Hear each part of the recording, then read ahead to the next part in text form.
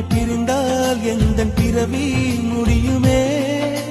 மீண்டும் வந்து சேர்ந்தால் மறுபிறவி தொடருமே